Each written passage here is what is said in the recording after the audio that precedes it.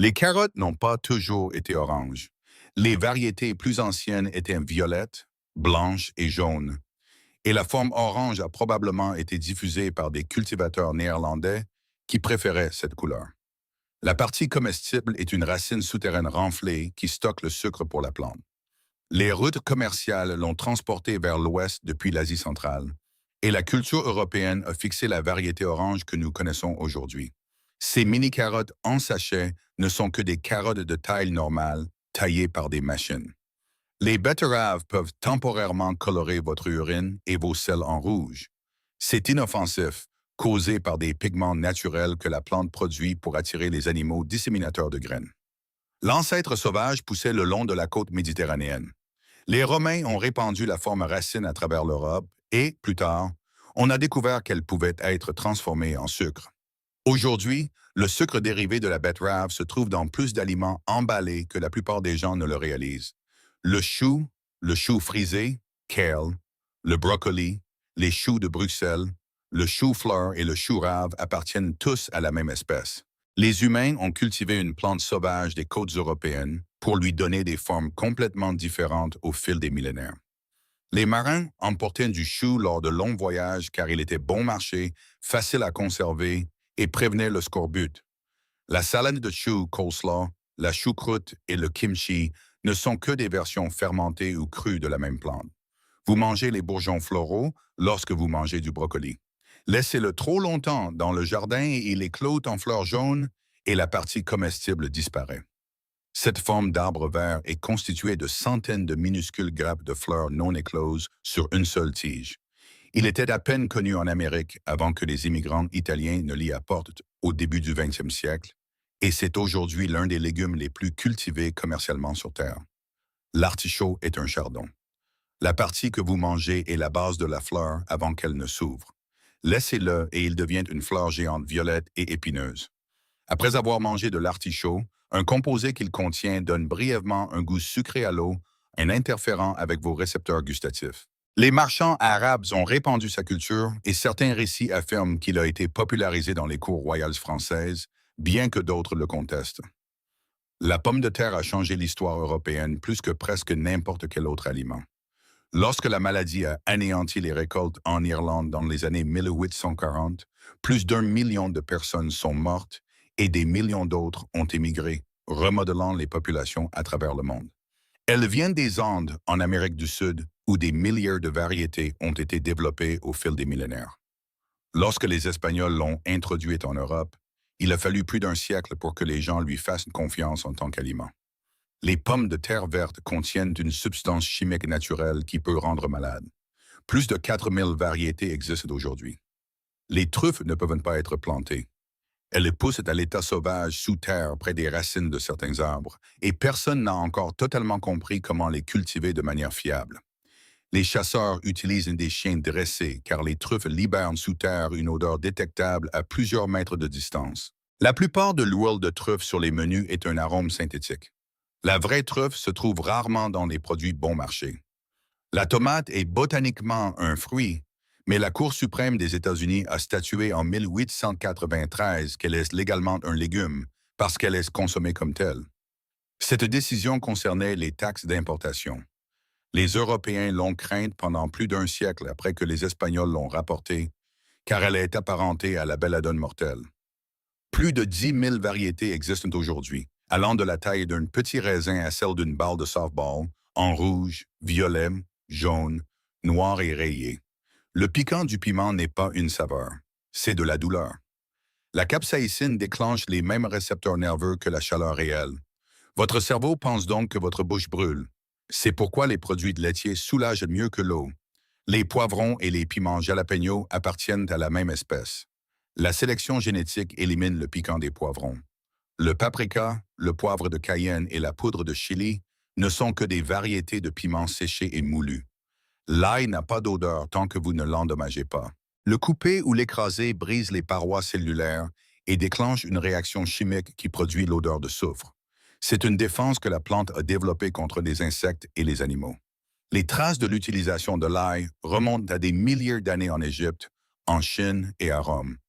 L'ail noir est de l'ail ordinaire, chauffé lentement pendant des semaines, jusqu'à ce que les sucres caramélisent pour devenir presque doux.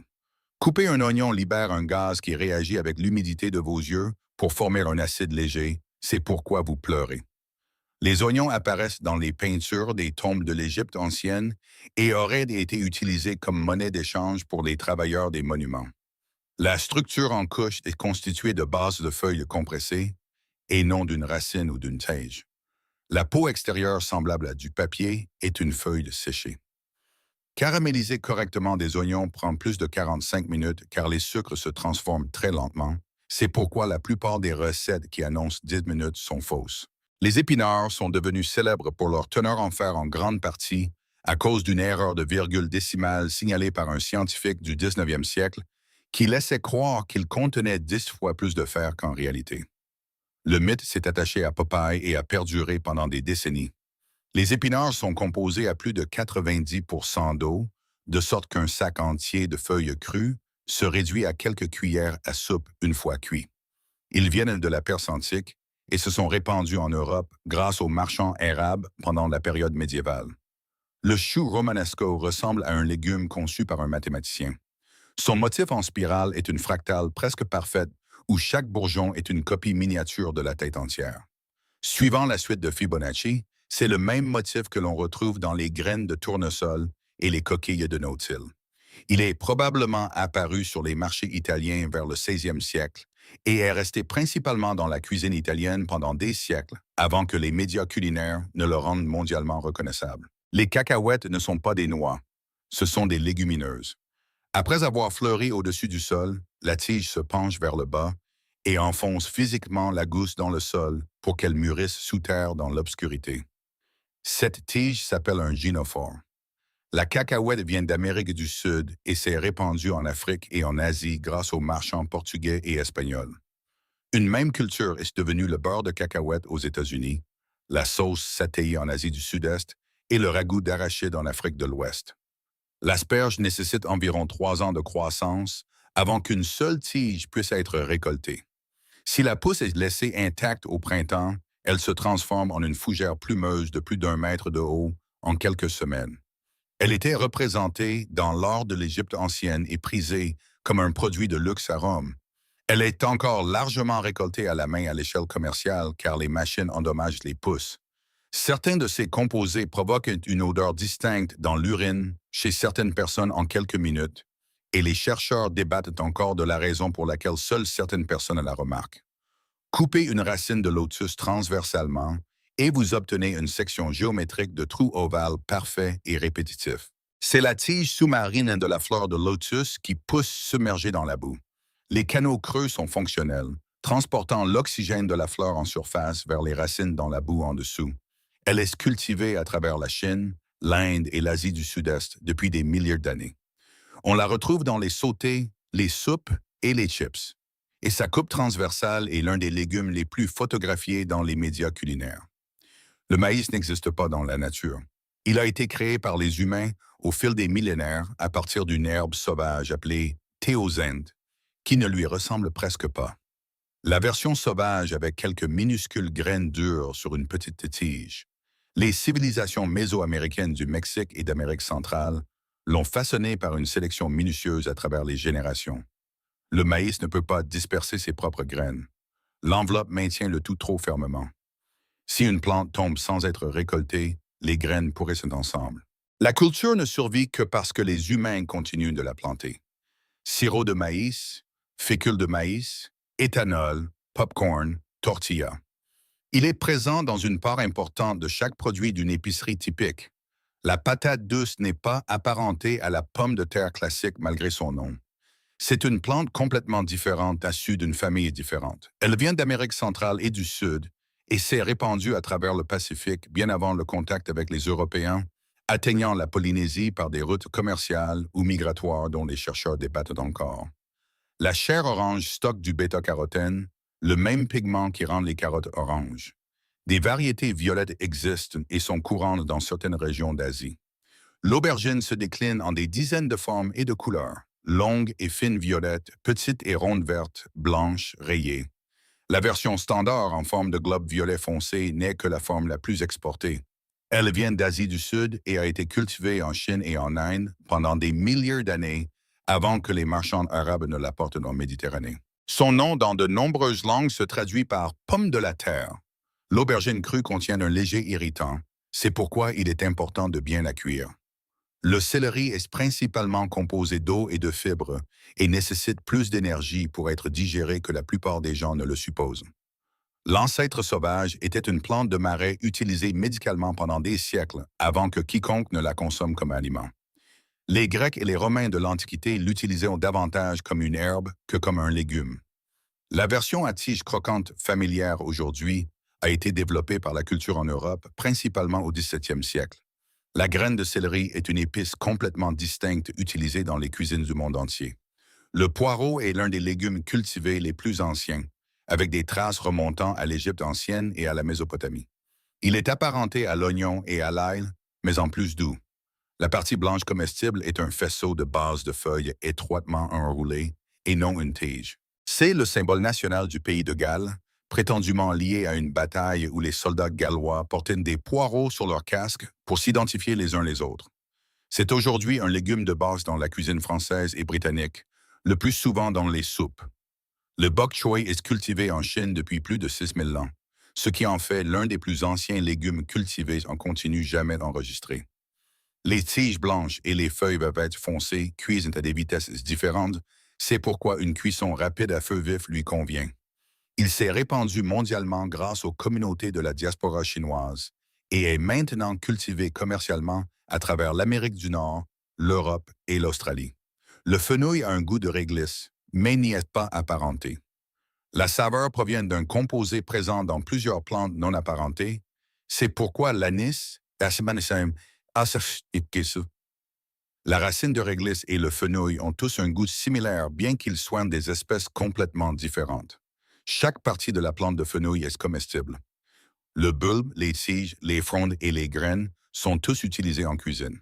Il vient de la Méditerranée et était apprécié dans la Rome et la Grèce antique, à la fois comme aliment et dans la médecine populaire. Les radis poussent plus vite que presque n'importe quel autre légume. Certaines variétés passent de la graine à la récolte en moins de 3 semaines. Ils viennent d'Asie de l'Est ou centrale, avec des traces de culture en Chine et en Égypte remontant à des milliers d'années. Leur piquant provient de la même famille de composés que l'on trouve dans la moutarde et le raifort. Le daikon, le long radis blanc courant dans la cuisine japonaise et coréenne, appartient à la même espèce que la petite variété rouge que la plupart des Occidentaux reconnaissent. Le cresson de fontaine pousse dans l'eau courante. Il prospère le long des berges des ruisseaux et est consommé à l'état sauvage par les humains depuis des milliers d'années. C'est l'un des plus anciens légumes-feuilles connus consommés par les humains et il apparaît dans les archives de la Perse et de la Rome antique. Il a une saveur poivrée prononcée due à des composés naturels que la plante produit pour se défendre. Il était historiquement associé aux communautés rurales pauvres de Grande-Bretagne. Cueilli dans les ruisseaux avant de devenir un ingrédient de spécialité dans la haute gastronomie, le topinambour ne vient pas de Jérusalem et n'est pas un artichaut. C'est un tournesol. La partie comestible est le tubercule souterrain d'une espèce de tournesol nord-américaine. Le nom, en anglais, vient probablement d'une déformation du mot italien pour tournesol. Il fermente dans l'intestin de certaines personnes d'une manière qui provoque un inconfort digestif important, ce qui lui a valu le surnom de fartichoke, artichaut péteur. C'était un aliment de base pour divers groupes amérindiens bien avant le contact avec les Européens. Le chou rave ressemble à un légume d'une autre planète. Le bulbe rond et renflé repose au-dessus du sol avec des feuilles qui poussent en biais. Ce bulbe n'est pas une racine, c'est une tige renflée. Le chou rave est une autre forme de la même espèce de chou sauvage qui a produit le brocoli, le chou-fleur et les choux de Bruxelles. Il est populaire dans la cuisine allemande, indienne et d'Europe centrale et est de plus en plus courant sur les marchés de producteurs occidentaux. Sa saveur est douce et légèrement sucrée, quelque part entre la tige de brocoli et la pomme. La margaux est l'un des légumes les plus intensément amers consommés dans le monde. Ce n'est pas tant un goût qui s'acquiert qu'un choix délibéré, très utilisé dans la cuisine sud-asiatique, est-asiatique et caribéenne pour son amertume en tant que composant aromatique. Non pas en dépit de celle-ci, elle vient d'Asie et d'Afrique tropicale et s'est répandu mondialement à travers les communautés de la diaspora.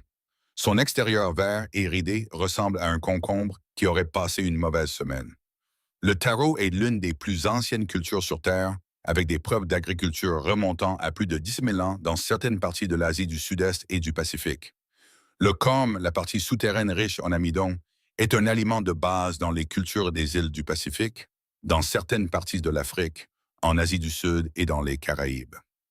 Le taro cru contient des cristaux d'un irritant naturel qui peut provoquer des démangeaisons intenses dans la bouche et la gorge. C'est pourquoi une cuisson adéquate est essentielle. Le pu'ita'i, la pâte fermentée au cœur de la culture culinaire hawaïenne, est fabriquée à partir de taro. Il en existe des centaines d'autres, chacun avec sa propre biologie étrange, son origine oubliée et une histoire à laquelle la plupart des gens qui en mangent tous les jours n'ont jamais pensé. Si ces histoires ont changé votre façon de voir les légumes dans votre assiette, n'hésitez pas à vous abonner et à aimer la chaîne. Nous déterrons l'histoire qu'ils ont essayé d'enfouir. Plantons les graines pour l'avenir. Le prochain trésor de connaissances sera bientôt révélé.